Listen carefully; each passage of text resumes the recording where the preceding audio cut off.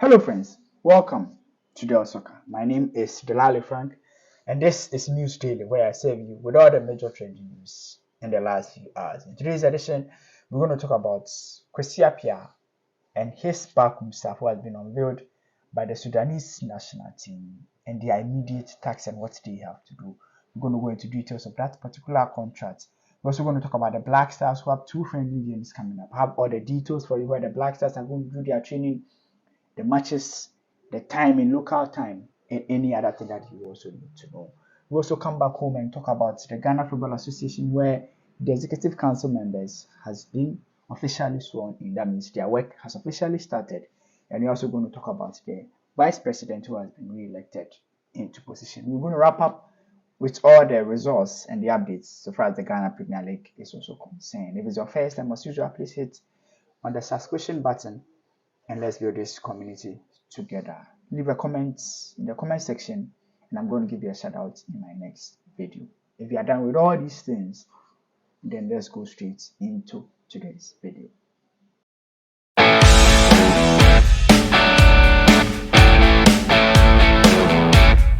So let's start up from the camp of James Kwesi Appiah, the former Black Stars coach and also now executive council member, has been unveiled officially by the Sudan national team or the Sudan Football Association. Kwesi Appiah's backroom staff had two Ghanaians involved, which is Ignatius Fosu, who happens to be a former Techman 11 Wonders coach and also a former coach of Dream FC. He has also worked as the under-17 assistant coach for Ghana. And also, the next person is Fatah Dada, who also happens to be a goalkeeper trainer. Fatah Dada was part of the Ghana national team that played in the 2014 World Cup. Fatah Dada worked as a goalkeeper under Kwesi Appiah in 2014. So Kwesi Appiah knows him very well. Now Fatah Dada is a goalkeeper trainer. He used to work with Right to Dream, yes, I should say, Right to Dream. But now, as at now, he has moved to be the goalkeeper trainer for Sudan. So they were officially unveiled on 9th October in Saudi Arabia. The Sudan national team or the Sudan Football Association is based in Saudi Arabia because of the unrest in Sudan. So they operate currently in Saudi Arabia.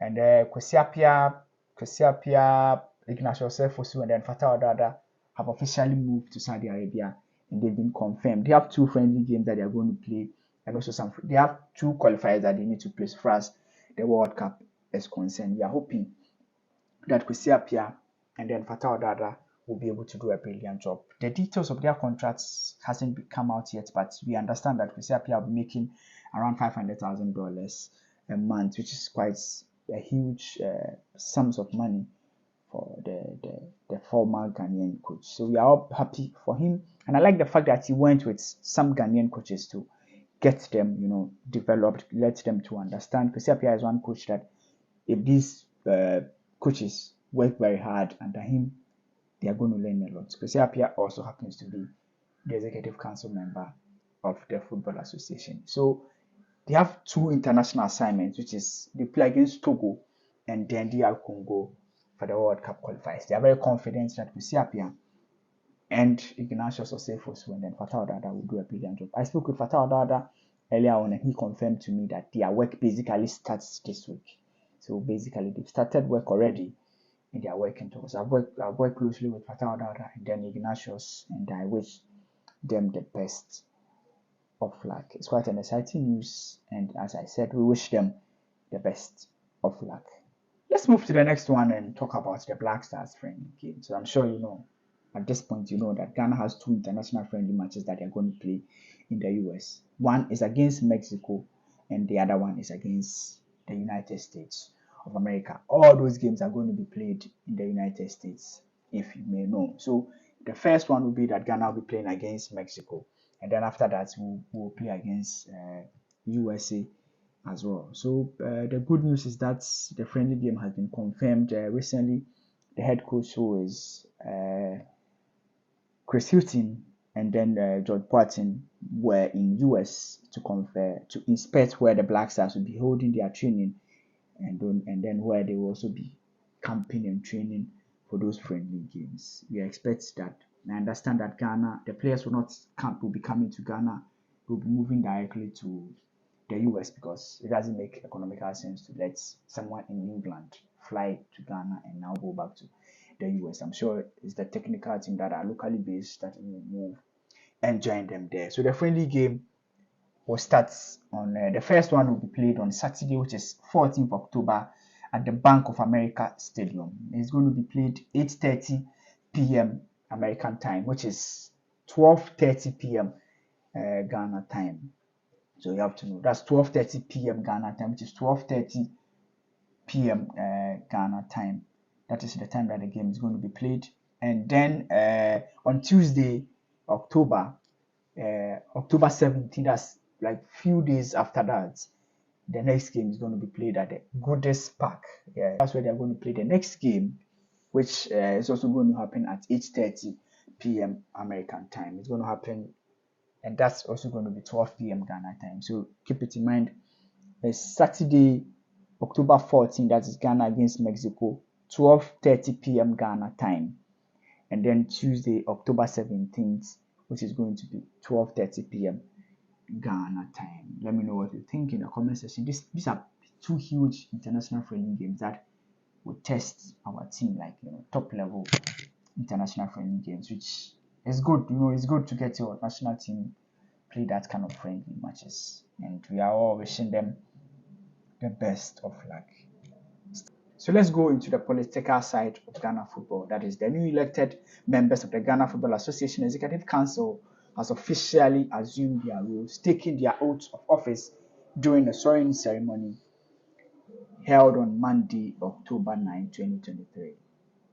The ceremony actually took place at the inaugural meeting convened by the Ghana Executive Council. Present at this historic gathering were notable figures including Presidents Edwin Simon Okreku, Mark Addo, Dr. Radia Bakens, Rosebonso, Frederick Champon, and Odo Safu Victoria Mensa, Eugene Nobel, and then Gideon Fosu. Those individuals signed their oaths. That means they've agreed and accept that they are going to work with them. However, Kwesi Appiah was not part because of basically, that Kwesi Appiah was not part, and I'm sure you know the reason. He is with the Sudan national team in Saudi Arabia, and a lot of people have asked what happens to him in all these circumstances. But once he's there, I've always asked this question, and maybe someone can help us out.